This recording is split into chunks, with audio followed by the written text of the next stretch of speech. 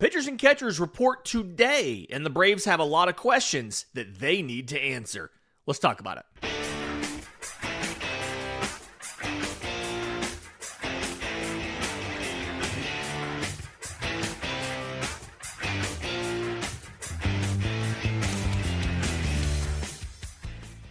Yes, welcome on into Braves Today, your daily source for news, notes, and updates on your Atlanta Braves. I'm your host, Lindsey Crosby. You can follow me on social media at Crosby Baseball.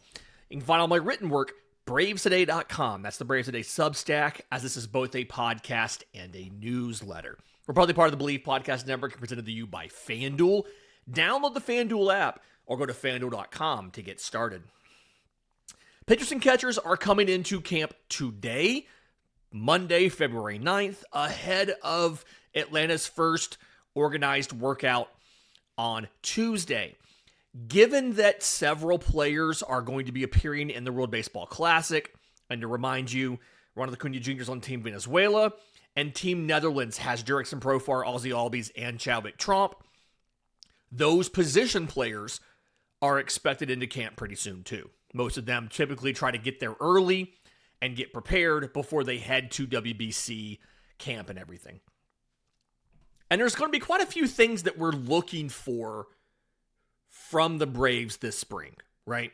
They've got questions to answer about the rotation, about the bench, about proper expectations for the year, and a lot more. So let's go through some of these questions and figure out what the Braves should be trying to answer during Grapefruit League play. And the biggest one, the one I think is the most impactful on the regular season, is who is the fifth starter on opening day?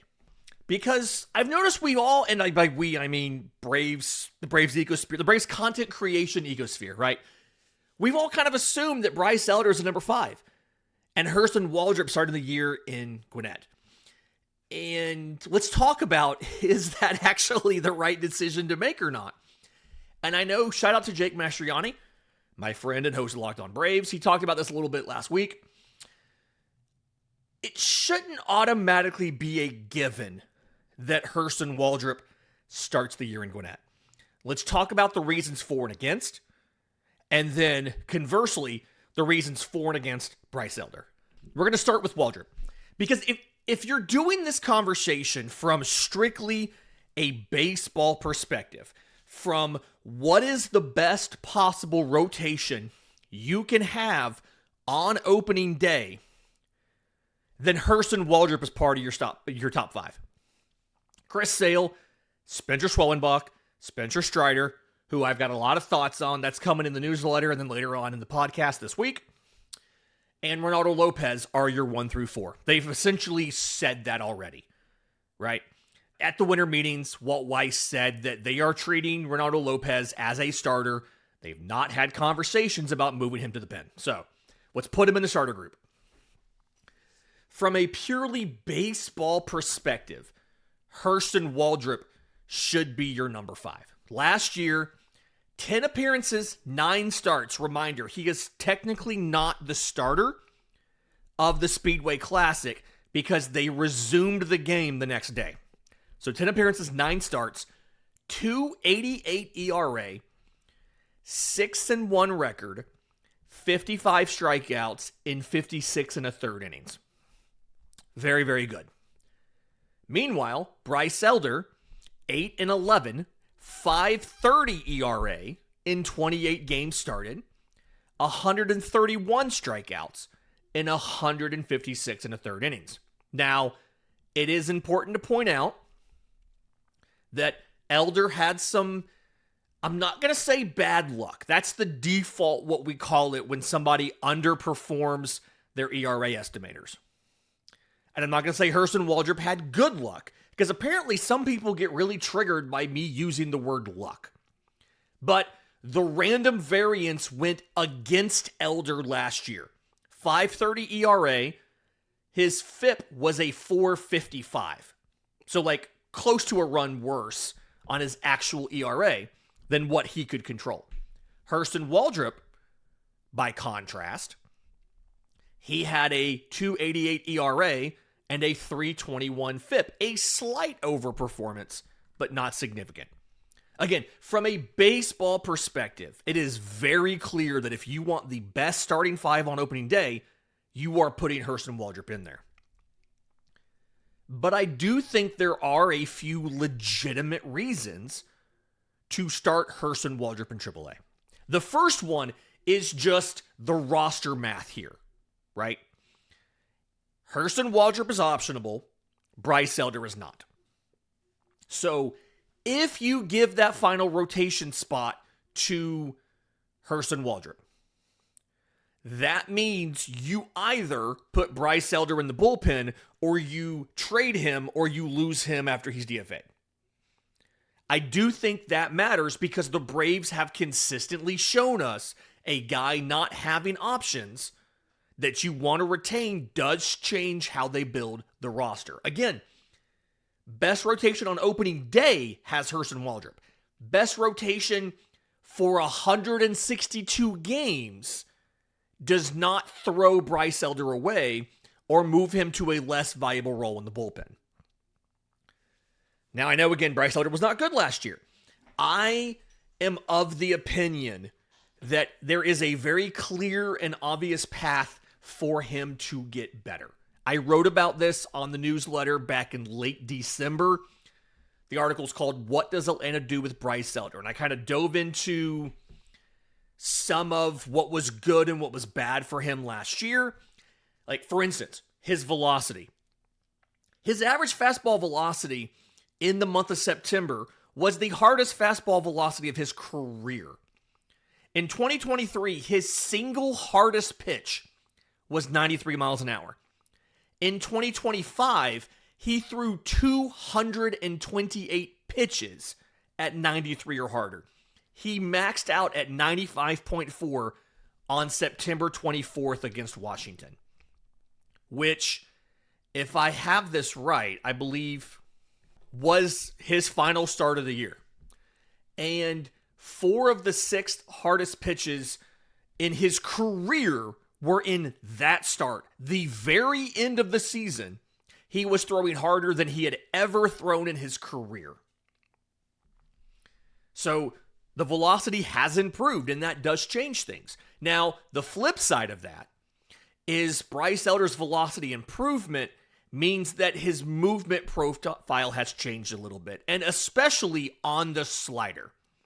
His slider has lost vertical drop, and because of that change, it's gone from an above average pitch via Stuff Plus. It's been as high as a 107 to last year it came in at a 98.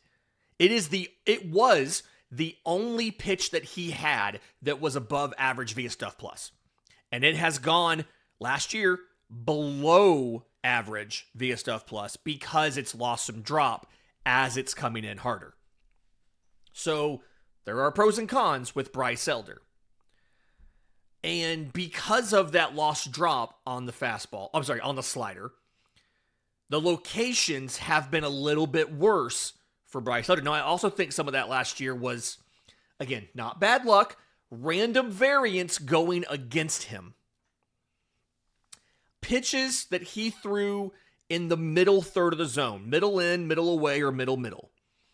In 2023, that full season he had, the slug on those was a 468. He threw 0.7% more total pitches in those zones in 25 than 23. So virtually the same amount of pitches, but the slug on them went from 468 to 619. I think a lot of that's random variance. The weighted on base average, which is an adjusted version of OPS that accounts for how a guy gets on base, right? A home run is more impactful in WOBA, than a walk or a single is, right? His weighted on base on sliders went from a 279 to a 484. So I think some of this is just random variance, right?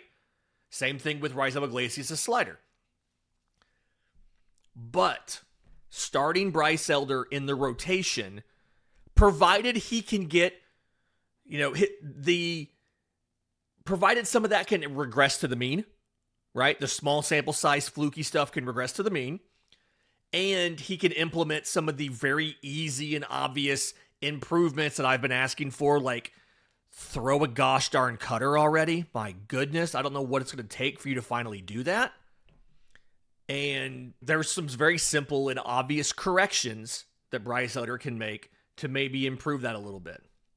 I do think that he is a quality pitcher, or he can be a quality pitcher. We saw last year, 50% of his starts were quality starts. The problem with Elder is when things go bad, they go really bad.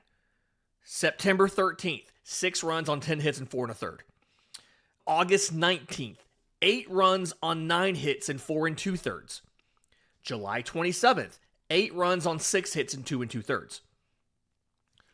Almost every other start in that 3-month span. I mean, from the start of July to the end of September, he made 15 starts. 12 of them were quality starts. But he had 11 of those were quality starts. But he had those 3 massive blow-ups, and he had an early July start of 4 runs on 8 hits and 5 innings.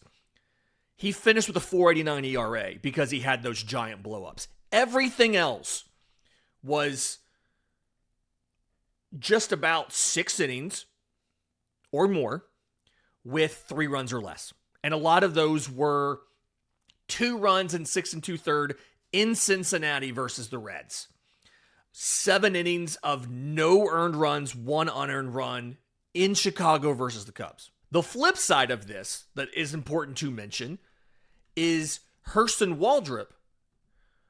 When you look at the beginning of the season, not beginning of the season, his beginning of his major league time, the first 6 appearances that Hurston Waldrep made last year, he allowed 4 total runs.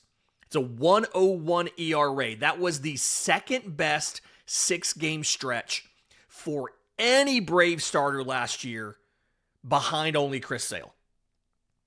But at the same time, the workload caught up to him late. In the month of September, Hurston Waldrep put up a 6.10 ERA. A lot of that was driven by the Astros tagging him for 8 runs in 4 2/3. But Hurston Waldrep also told folks in the organization that the workload was catching up to him. He had thrown 91 2/3 innings in the minors before getting called up. And then when he got called up, he threw another 56 1/3 innings.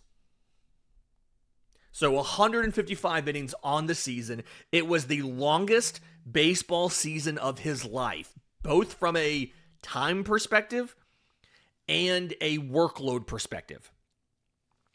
And if you start Hurston Waldrep in AAA, then you have the ability to moderate some of his innings. You can start him once a week in Gwinnett. So rather than every 5th days like in the majors, it'd be once every 7 days. You could just make him the designated Friday night guy, or Saturday or Sunday or whatever you want.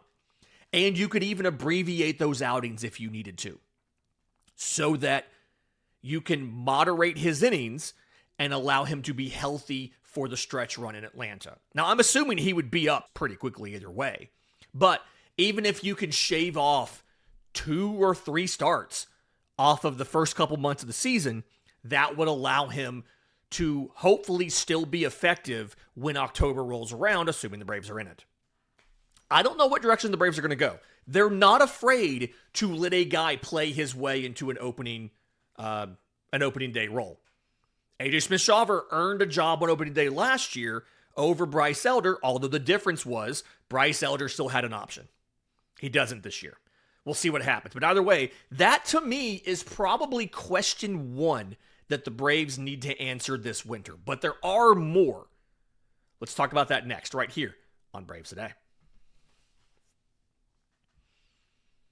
But first, today's episode is brought to you by our friends at Grand Slam Getaways. If you've dreamt of going on the ultimate Braves-themed baseball road trip, this ad is for you. Grand Slam Getaways offers bucket list baseball trips designed for Braves fans who love the game and want to travel in style. All of these trips depart from Atlanta.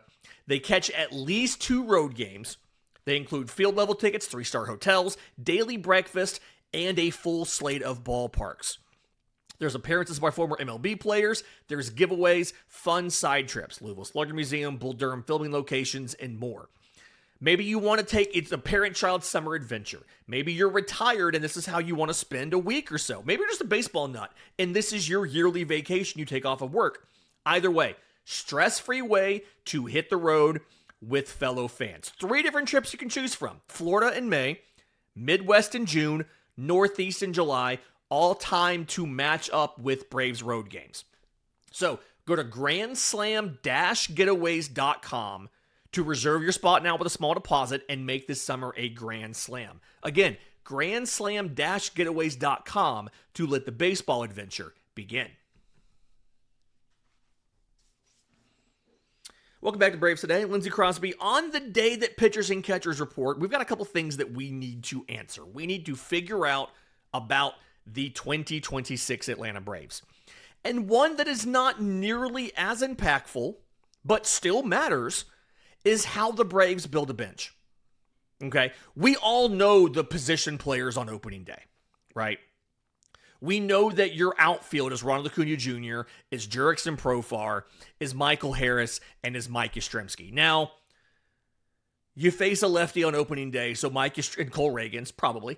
So Mike Yastrzemski's probably not in the opening day lineup, but we know those are your outfielders. We know your infielders are Matt Olson and Ozzie Albies and Mauricio Dubon and Austin Riley. We know Drake Baldwin's your catcher, right? We've got to figure out the 4 non-starting spots. And a couple of these feel like they're pretty obvious. Jorge Mateo feels like he's a pretty safe bet to be your backup shortstop. He can play infield. He can play outfield.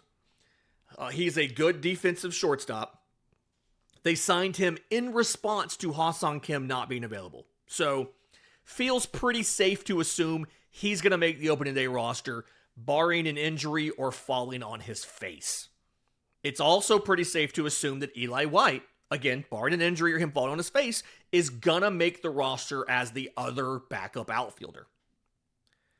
Again, and because Mike Yastrzemski does not hit lefties well at all, and you probably face a lefty on opening day, Eli White might be in your opening day lineup. He might be in left field with Profar at DH on opening day. But outside of that, you've got 2 other spots to figure out. For backup catcher, do the Braves go with Chadwick Tromp or Sandy Leon? There's arguments both ways, right?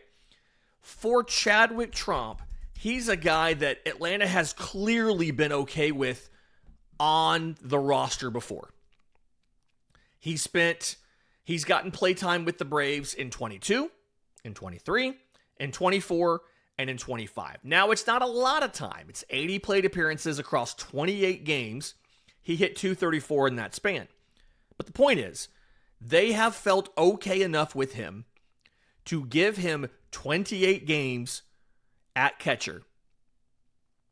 I think 24 of those were starts. Yeah. To give him plenty of time at catcher as a backup when they had to give the starter a day off. And with Sean Murphy not coming back until mid-May, and again, the initial timeline the team gave said that he'd be fine for spring training. And back in September, I tried to warn everybody, that's a very unrealistic timeline. I talked to a hip expert, a hip surgeon, who said, yeah, no, that's way too optimistic. And it turns out, now they're talking mid-May on Sean Murphy. Anyway, Drake Baldwin's probably going to play 5 days a week, which he's young. It's early in the year. It's not super hot yet. You can do that. That's fine. So the impact that Chadwick Tromp would have is pretty small. He has to be serviceable back there once a week for the first 6-7 weeks of the season, whatever. It could be him. Again, they've given him 28 games of play in his Braves career. It could be Sandy Leon. The reason why in my first roster projection article, dropped this morning on Braves Today on the newsletter, the reason I went with Sandy Leon is he didn't play a lot. He got 12 plate appearances across 5 games for the Braves last year. I think he finished with like 1 hit. It was a homer, but like 1 hit. But it's the fact that he spent so much time with Drake Baldwin in 2024 in AAA. And Leon himself spent 79 games in AAA, but he overlapped the back half of the year with Drake Baldwin. And Baldwin specifically talked multiple different times last year about how much he learned from Sandy Leon and how Sandy Leon was like a veteran mentor for him and was able to help him get better as a catcher. And so, like, Chadwick Tromp, neither one of these guys offensively is very good. But right now, Chadwick Tromp's probably a better hitting catcher than Sandy Leon at this point in their careers. And the Braves are more familiar with him in the majors and how he does catching their existing staff. But Sandy Leon has a really good relationship with the guy the Braves are going to lean pretty heavily on in the first month and a half of the season in Drake Baldwin. If I had to guess who that final starting spot is going to, I'm going to lean Baldwin. I'm sorry, I'm going to lean Leon simply because of that relationship. The final bench spot, who knows at this point? When you discount all of the prospect players who were called up, like Alex Lodis and John Heel are not breaking camp on the Major League roster. I honestly don't think Nacho Alvarez is. He probably goes back to AAA on his final option year to play some second base and learn the position. But like Luke Williams, Luke Waddell, Aaron Schunk, Tristan English, Kyle Farmer, who was signed last Friday, right after I talked about this, of course. One of those guys will be your final spot on the bench. And I don't know what direction the Braves go here, right? Because Jorge Mateo can be your designated pinch runner and your backup shortstop. Eli White can also be a pinch runner. Maybe you don't really have, one of these guys is not a veteran bat option for a veteran pinch hit opportunity. You don't have that. That's why I wondered if they'd bring back Marcell Ozuna. He's apparently pretty close to signing the deal with the Pirates. And good for him. I hope he does. But one of these guys will be the choice. Kyle Farmer makes a lot of sense from the perspective of he's played all the same positions these other guys have played. He's played shortstop. He's played short. He's played second. He's played third. He's played some outfield. Not as much as Luke Williams has, for instance, but he's played all these positions. He's pitched too, yes, just like Luke Williams. I think Kyle Farmer's career ERA is like a 5.68, which is not great, but again, they're only in there in blowups. The one thing that Kyle Farmer has going for him over the rest of those guys is the fact that he does have 9 career starts and 90 2/3 career innings at catcher.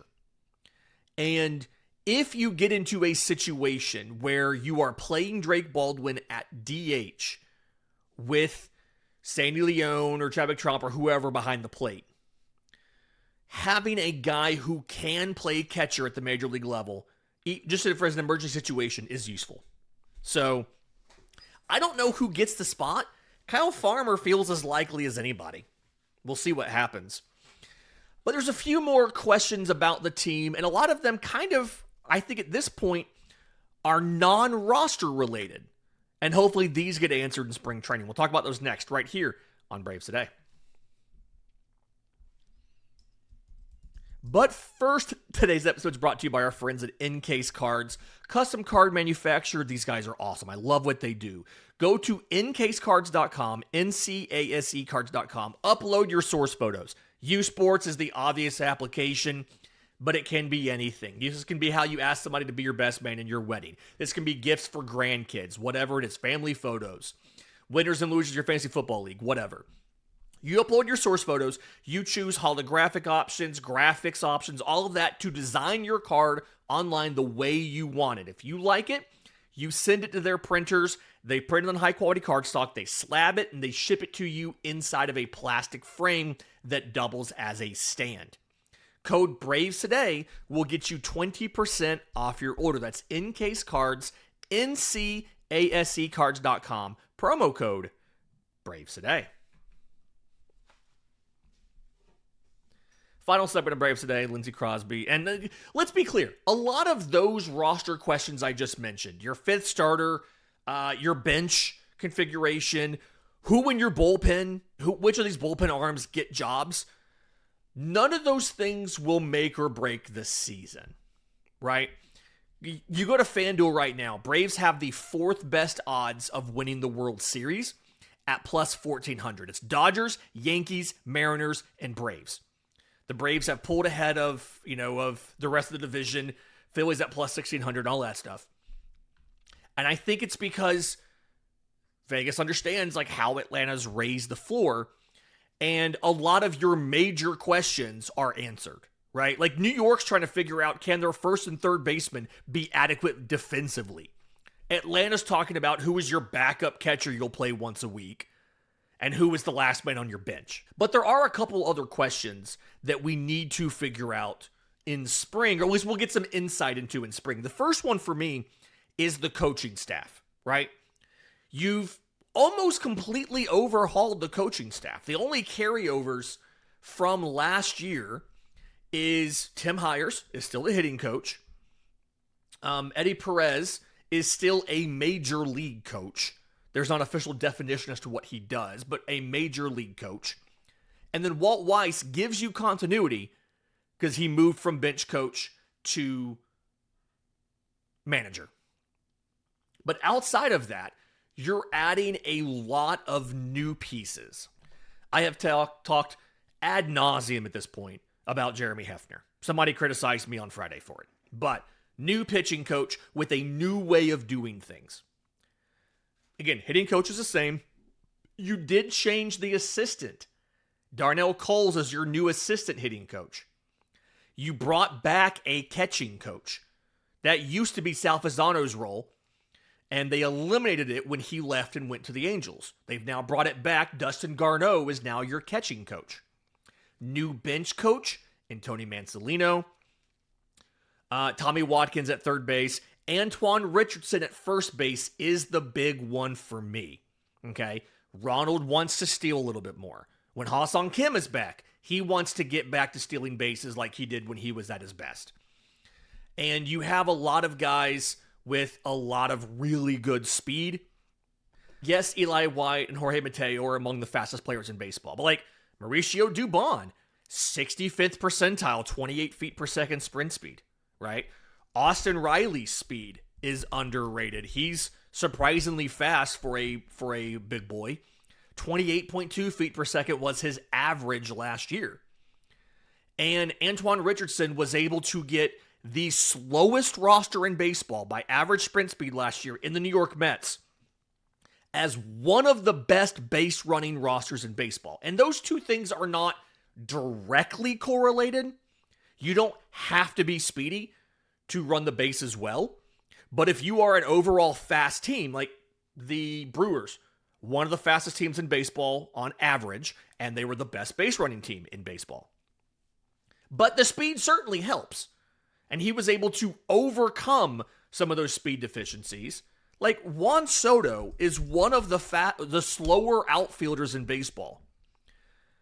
And he finished last year incredibly close to a 40-40 season. 43 homers, 38 stolen bases. He led the National League in stolen bases last year. Juan Soto did because of Antoine Richardson.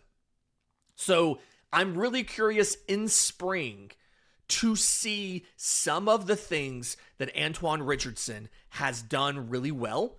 I am really curious to see how those translate to Atlanta. One of the big things that I noticed watching Antoine Richardson last year, like he was a great base runner, but on the stolen base thing, he's been very, very good at understanding when a base runner, in essence, can get a stolen base without a throw. Reading the pitcher, understanding, hey, this is a weakness where he's taking too long to come to the plate, he's not checking the base runner, and a lot of Mets players would get walking leads towards second and just take off. And it was so non-competitive, there wouldn't even be a throw. And Juan Soto says it was all Antoine Richardson. Quote, Antoine did an unbelievable job. I think I gave him all the credit. He's the one who put me in the situation and in the spot to do what I've done. And that was in response to him hitting 30-30 last year. Juan Soto's previous career high in stolen bases was 12. And he picked up 38 last season. Antoine Richardson. I'm curious to see in spring. I don't think Matt Olson's going to steal 40 bags. But if he's fully healthy and he's getting on base, what can Austin Riley with that speed do? Especially given the fact that he's not considered to be a stolen base threat. His single season high for stolen bases is 3. Austin Riley went 3 for 4 on stolen bases in 2023. Against, in that offense where everybody was terrified of every single hitter and pitchers were so distracted by not giving up tons of home runs in a game, Austin Riley stole 3 bags. Under Antoine Richardson, Riley might steal 20 this year. That feels like a lot. 3 to 20. That feels like a lot. But again, Juan Soto went from a career high of 12 to 38 last year. He picked up 26 more stolen bases than his previous best season, and he was more efficient making 42 stolen base attempts than he was in that 12 stolen base season where he got caught 5 times. Instead of going 12 for 17, he went 38 for 42.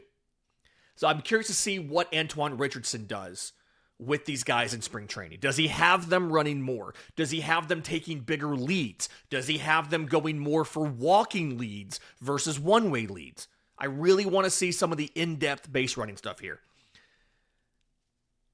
Having JP Martinez be the bullpen coach, I want to see, do the Braves perhaps use relievers differently between a new pitching coach and a new bullpen coach? Because if you think about last year, what was the big change for the Braves in the bullpen last year? Brian Snitker and his managers really liked, or his coaches, really liked to go to a reliever at the end of the inning, get the final out, and then carry them over to the next inning. So in essence, trying to steal extra outs with the same reliever. Rather than one guy in the 7th, one guy in the 8th, one guy in the 9th. They'd have trouble with the 7th inning guy. So they'd stick, say, Dylan Lee in there to get the final out in the 7th and then come back and get the full 8th inning. And if that didn't work out, they'd steal an out from the 9th inning guy to come in and cover the 8th and then finish up the 9th. I want to see what the Braves do with the bullpen this year. You have more options.